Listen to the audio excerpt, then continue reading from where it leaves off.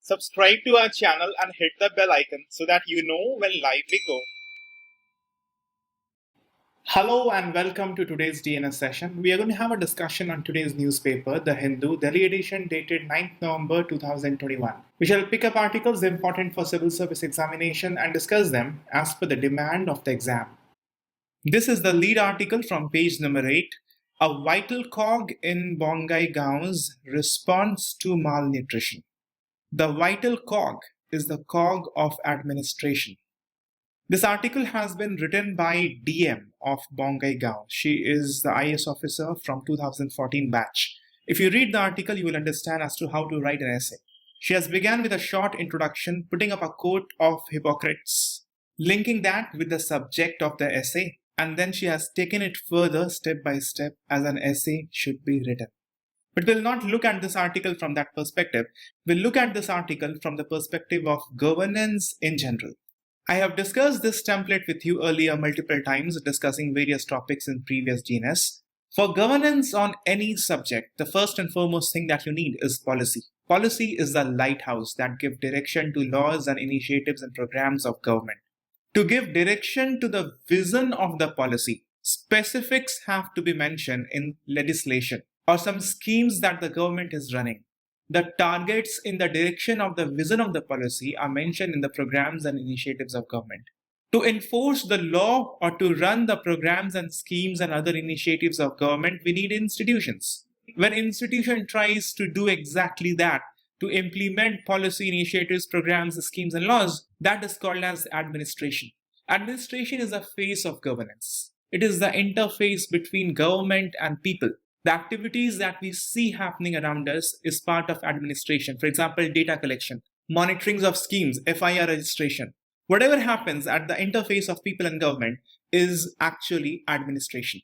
Administration is extremely important in the entire process of governance. How well these policies and initiatives will work, that depends upon how well administration is run by the institutions.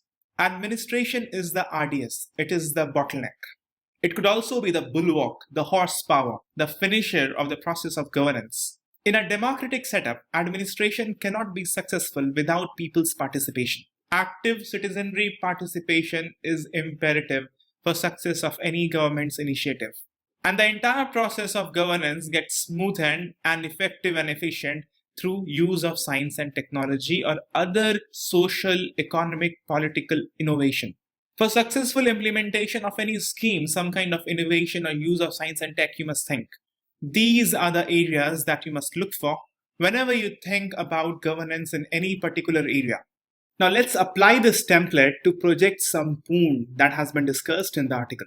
Project Sampoorna basically deals with the issue of malnutrition among children in the Bongaigaon district of Assam. But Project Sampoorna is an initiative or program or scheme of government that will be guided by an overall policy. So first of all, you have to check the issue that you're discussing. Does that have a policy? India has National Nutrition Policy that was launched in 1993. So policy is there. And this policy will act as a lighthouse for various initiatives, programs, and schemes of government. Guided by the National Nutrition Policy, India has launched various flagship schemes in the area of nutrition.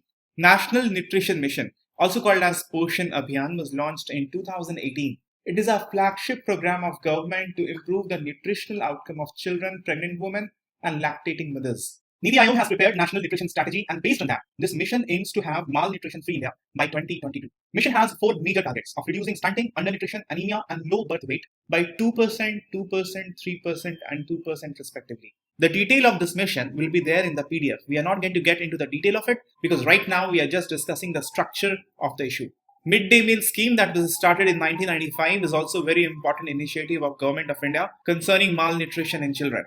National food security also deals with malnutrition not only in children but also in adults. On these lines, the article is based on Project Sampoorna. Project Sampoorna identifies the vicious circle of malnutrition.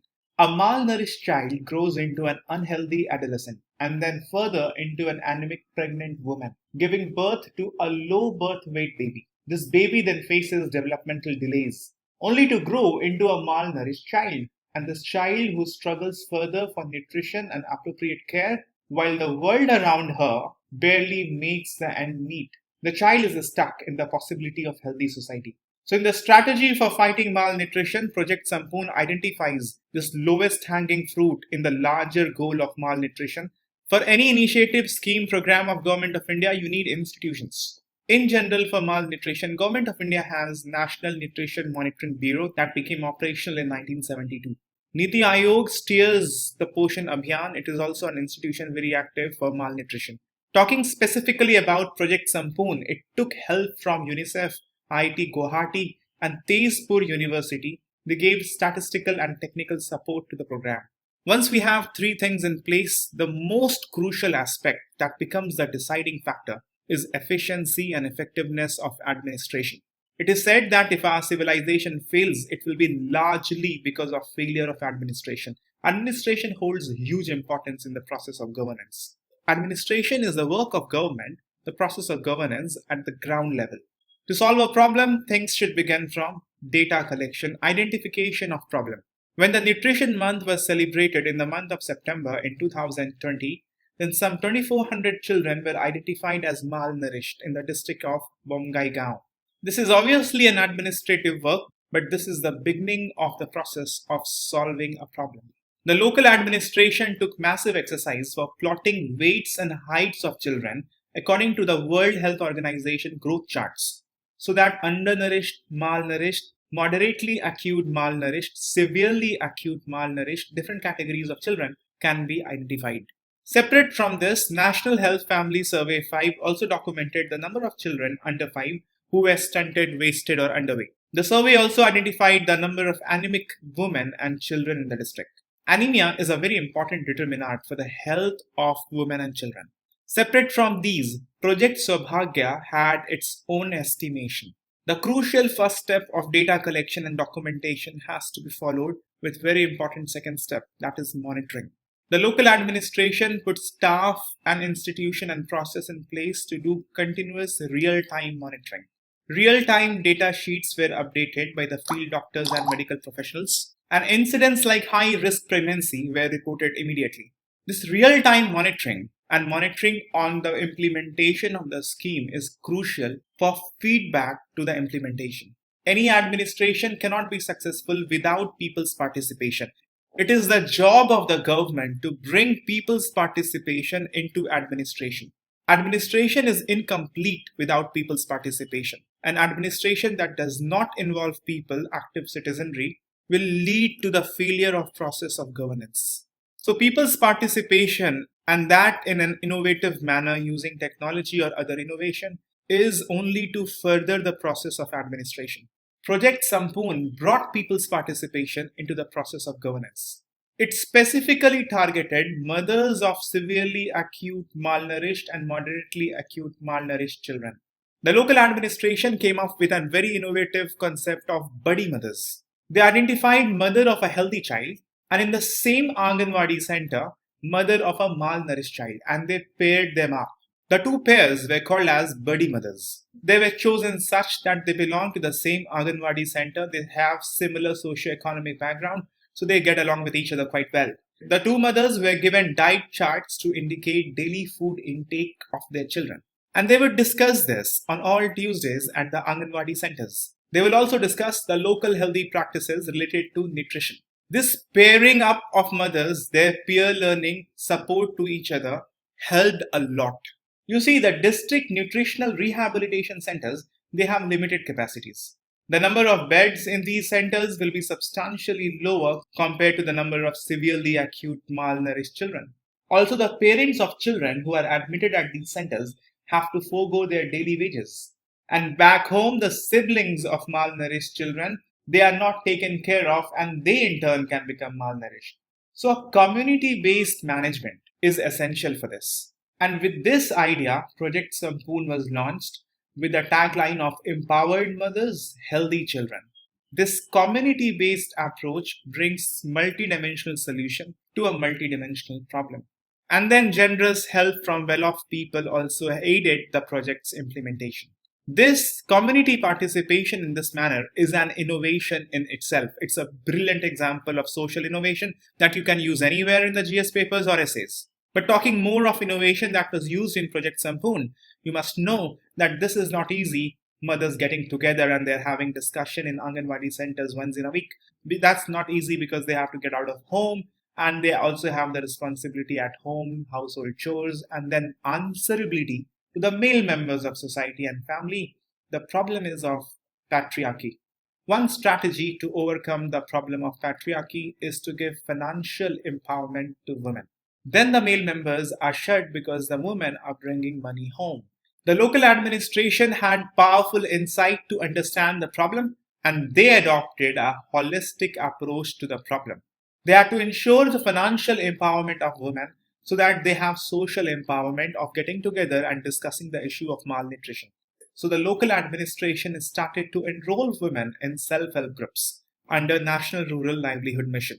After an effort of a year, around 90% of women in the district were enrolled in one or the other self-help group.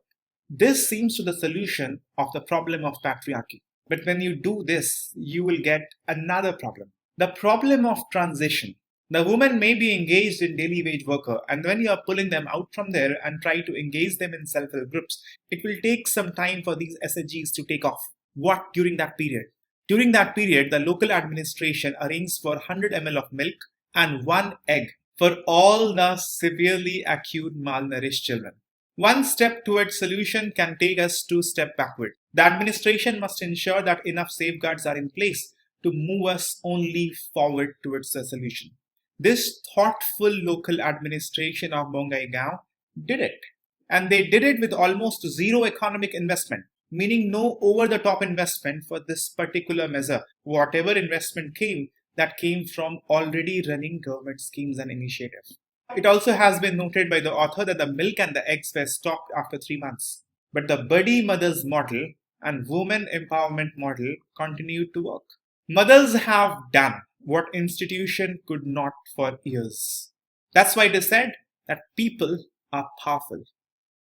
There is a news on page number 1. UNESCO picks Srinagar as a creative city.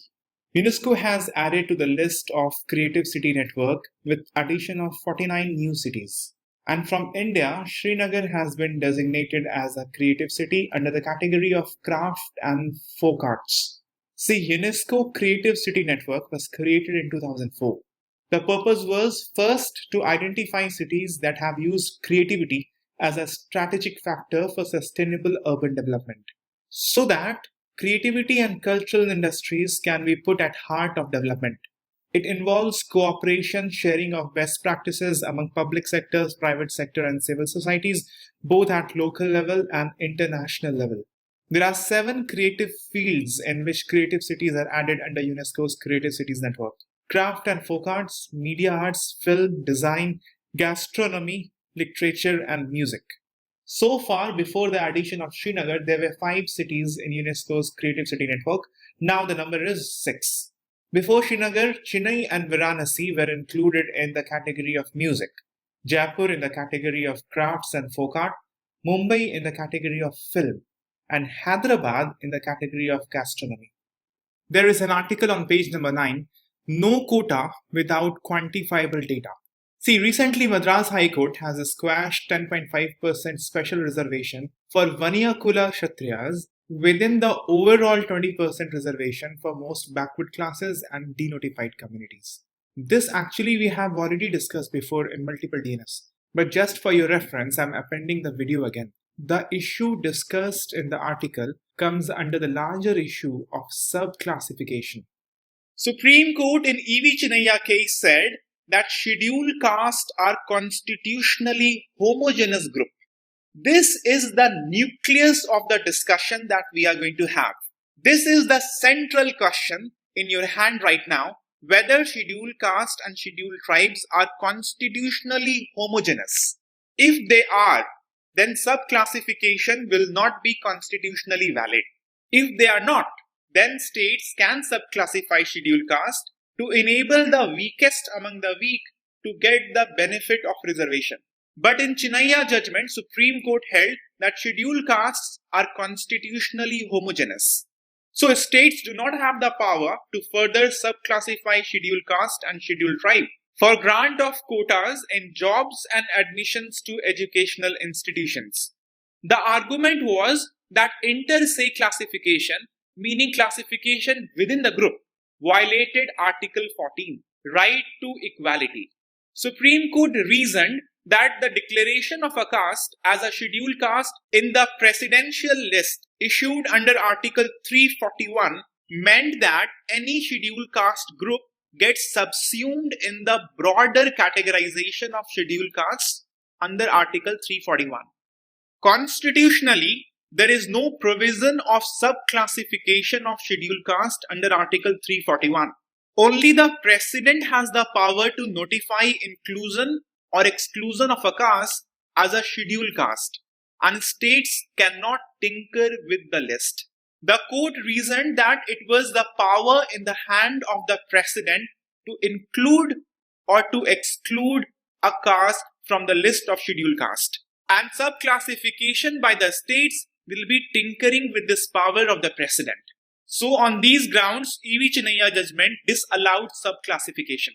For the prelims examination, you must be aware that the President under Article 341 and Article 342 notifies scheduled caste and scheduled tribe respectively, and the consent of the Parliament is required to exclude or to include any caste in the list. States do not have power over this. So states cannot unilaterally add or pull out a caste from this list of scheduled caste and scheduled tribe. So it seems like the power of the center and states playing along with it amounts to tinkering with the power of the center and that of President according to the Chinaya judgment. Chinaya judgment was delivered in 2004, and in 2010, the Punjab and Haryana High Court, relying on Chinaya judgment, struck down a law of Punjab government empowering the government to subclassify scheduled caste and scheduled tribe for the grant of quota. This has been done by many states, and even presently subclassification is already in operation in the state of Tamil Nadu. Even Bihar has done subclassification.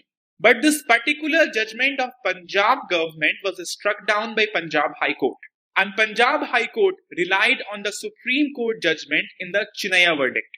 Then against this judgment of Punjab High Court, appeal was done in the Supreme Court, and the case came to be known as Devendra Singh versus State of Punjab.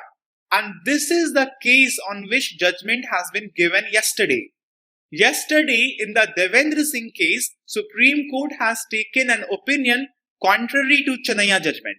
The Constitutional Bench of Supreme Court has made observation that reservation has created inequality within the reserved caste itself. The court has reasoned that states cannot be deprived of the power to take care of qualitative and quantitative differences among the scheduled caste and take appropriate measures to provide equity in the welfare scheme of the government. So the state governments cannot be deprived of the power to provide differential treatment to the citizens to provide equity. The court also has taken a very stern position that citizens cannot be treated to be socially and educationally backward till perpetuity, forever, till eternity. The court stated that those who have come up must be excluded like creamy layer. This is extremely important for you to note. The concept of creamy layer has not been applied in SC/STs yet. The concept of creamy layer operate only in case of OBC. But court seems to have taken the opinion of economic backwardness as one measure of backwardness. And that is why this concept of creamy layer has been talked about.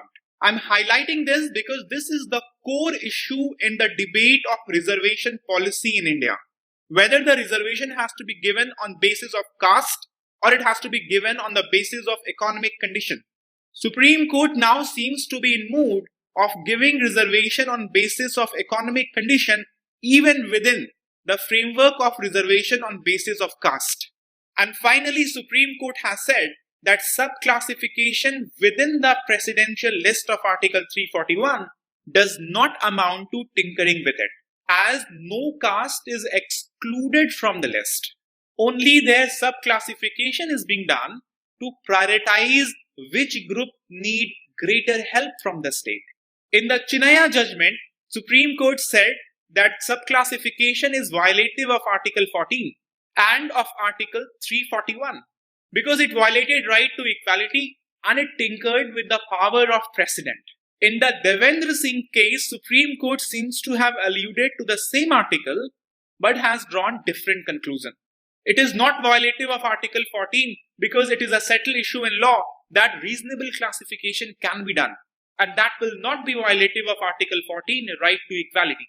And further, the Supreme Court is saying that since no caste is excluded from the list, so it does not tinker with the power of precedent to exclude or include any group from the list of scheduled caste under Article 341. So it's a matter of interpretation, and a larger bench will settle this legal question. There are two things that you have to think right now. Number one, are scheduled castes constitutionally homogeneous? And number two, can the concept of creamy layer be applied in case of scheduled caste and scheduled tribe? Because this has not been applied yet. So basically, these are the two questions that you have to understand in this particular issue. In all likelihood, rather it is almost certain that the larger bench of Supreme Court that will be constituted will go with the Devendra Singh case observation and overturn the Chinaya judgment. There are reasons for that I'm going to spell out. There are many reasons and arguments given in favor of subclassification of scheduled caste. If you look from the social perspective, Dr. B.R. Ambedkar described Indian society as a gradation of caste, forming an ascending scale of reverence and descending scale of contempt, meaning it forms a hierarchical society. With people in the lower rung, they are subjugated more. And in this kind of hierarchical gradation of caste, there cannot be two castes being equal. So in the structure itself, there is inherent difference. So this calls for subclassification of caste so that the caste which has been historically more subjugated, ostracized, they get the benefit of the scheme of reservation.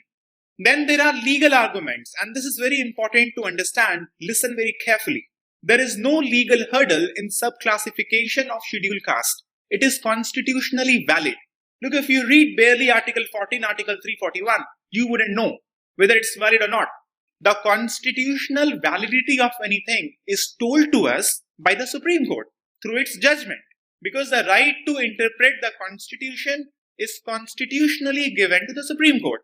And the Supreme Court in the 9-judge bench in the Indira Sawhney case recognized the differential backwardness in Indian society, and it held that it is perfectly legal for the state to categorize backward classes as backward and more backward, meaning subclassification of OBCs was allowed by the Supreme Court in the Indira Sawhney case. But then this was for OBCs. In the Indira Sawhney case, Supreme Court took up the issue of reservation for other backward classes. And in that, it pronounced that subclassification of OBCs was legally, constitutionally permissible. But we are dealing with the question of subclassification of SC/STs. And Indira Sawhney case did not say anything about SC/STs. But when we see Indira Sawhney case together with Subhash Chandra case of 2009, then the story becomes clear. Supreme Court held in the Subhash Chandra judgment that backward classes in Article 16(4) include scheduled caste and scheduled tribe for all intent and purpose of providing benefit to the scheduled caste and scheduled tribe. Article 16(4) reads like this: nothing in this article shall prevent the state from making any provision for the reservation of appointments or posts in favor of any backward class of citizens, which in the opinion of the state is not adequately represented in service under the state. So Article 16(4) is talking about reservation for backward class. And in the Chandra Shubhas case, Supreme Court has said that backward class in 16(4) will include scheduled caste and scheduled tribe. Now when you read this statement from Indira Sawhney case, that subclassification of backward class is allowed, and backward class includes scheduled caste and scheduled tribe.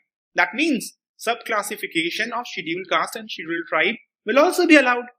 So these two cases of Supreme Court has made it clear that subclassification will be allowed, and that is why I have told you earlier that the 7-judge bench that will be formed shortly will allow this subclassification of scheduled caste, scheduled tribe in all likelihood.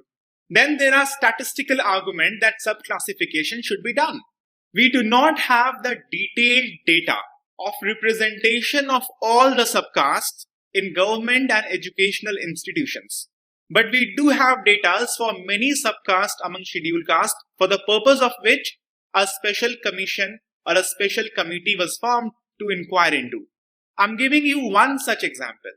There is a scheduled caste called as Aruntathiyars in the state of Tamil Nadu. They constitute nearly 16% of the total scheduled caste population in the state, and Justice Janarthanam Commission observed that their representation in government departments and educational institutions was between 0 to 5%, meaning they were underrepresented within scheduled caste communities. So in 2009, Tamil Nadu reserved 3% of total seats in educational institutions and state services for Aruntathiyars community. So they did subclassification of scheduled caste already, and such subclassification exists in many states. So statistically, it also shows that some of the scheduled caste are more underrepresented. They have been historically more subjugated, and they are in greater need of the benefit of reservation policy. So subclassification can be done, and we hope it shall be done. But there is one thing left to understand, and which is very important for you to know as well. If Indira Sawhney judgment allowed subclassification of backward classes, then why in Chinaya judgment in 2004, Supreme Court disallowed subclassification of scheduled caste and scheduled tribe? The answer seems to be in the misreading of Indira Sawhney judgment by the Supreme Court in the Chinaya judgment. Also in yesterday's judgment, Supreme Court has taken the stand that Chinaya judgment is erroneous. It was incorrect.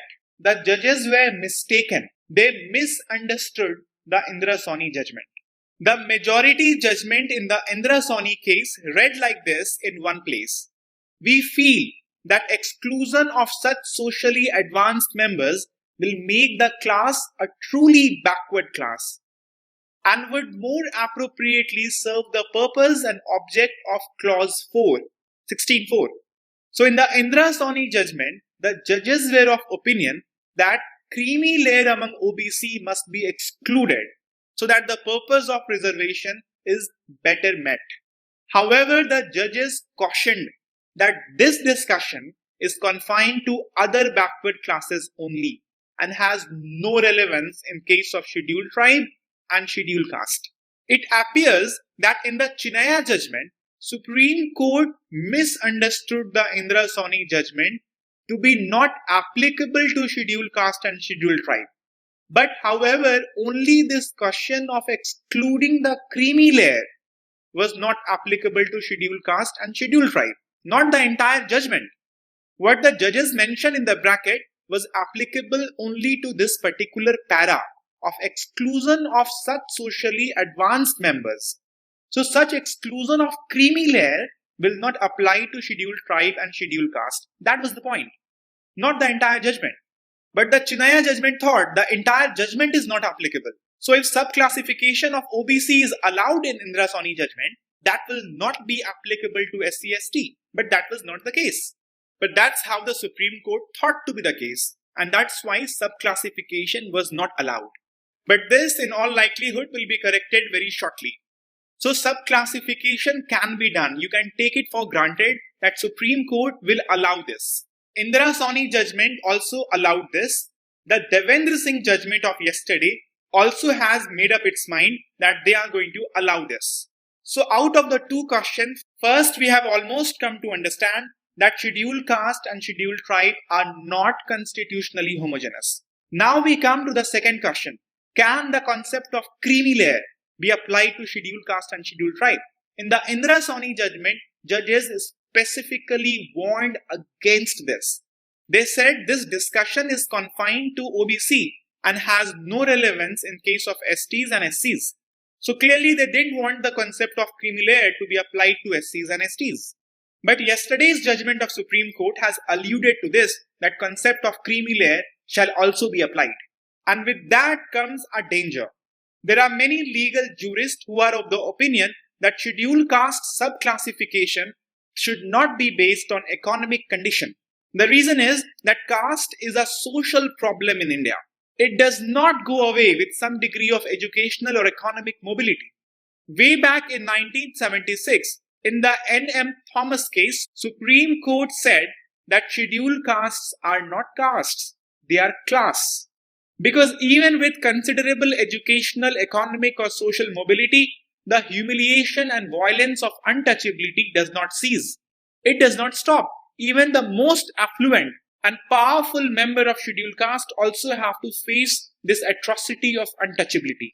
Just to bring a case in point, a minister in the Himachal Pradesh government, and obviously you will agree that he had considerable social standing, was disallowed from entering a temple in the state in January 2020. So the other side of the argument is, reservation become necessary to ensure representation in government and society to encounter these deep-rooted structures of caste hierarchy, domination and oppression. There is another good reason that has been put forward by many, that power of subclassification should not be given to the states because that will open the door for vote bank politics. Depending upon the political economy, the vote bank base, this classification would be done in an arbitrary manner by the state governments. That is at least the fear. Therefore, one line of legal opinion is that state must keep itself clear from inter se classification, meaning subclassification within scheduled caste, based on economic well-being of some of the members of scheduled caste. However, inter se classification is imperative and a fundamental requirement for our democracy, that all communities within the scheduled caste and scheduled tribe must be adequately represented in the society, polity and government, so that this principle of equity operate in governance and administration. So subclassification should be done, but now it is debatable subclassification will be done on basis of economic well-being or on the basis of historical subjugation and atrocities. The understanding of this is important because this will decide the future of our reservation policy. Indications are that the concept of creamy layer is going to be introduced in SC/STs because the legal jurisprudence is moving fast in this direction. There is a vast belief in the legal ecosystem, and rightly so, that tiny elite are gobbling up the benefits of reservation. And this opinion is there since long back. In 1975, celebrated and cherished Justice Krishna Iyer observed the same. More recently, in the Jarnail Singh case of 2018, Supreme Court observed that certain caste groups or subgroups have come out of untouchability or backwardness by virtue of belonging to the creamy layer. And the yesterday's judgment, the Devendra Singh case, seems to have been inspired from the Jarnail Singh case of 2018, because orally the judges made reference to Jarnail Singh case. But you must be aware that government has filed a review petition against Jarnail Singh case. That is why advocates in Supreme Court pointed out that since there is a review petition filed by the government, Jarnail Singh case should not be alluded to or referred to or made a basis for the court's decision. But the review petition is still pending and judges are still alluding to the Jarnail Singh case of 2018. Additionally, the 108 constitutional amendment reserving 10% seat for economically weaker section among the upper caste has reinforced this idea that reservation is the tool for economic development. So people who are already economically well off, people who belong to the creamy layer, they must not get benefit of reservation. This opinion has built up. So naturally, this will be translated into the realm of reservation of SC/STs as well.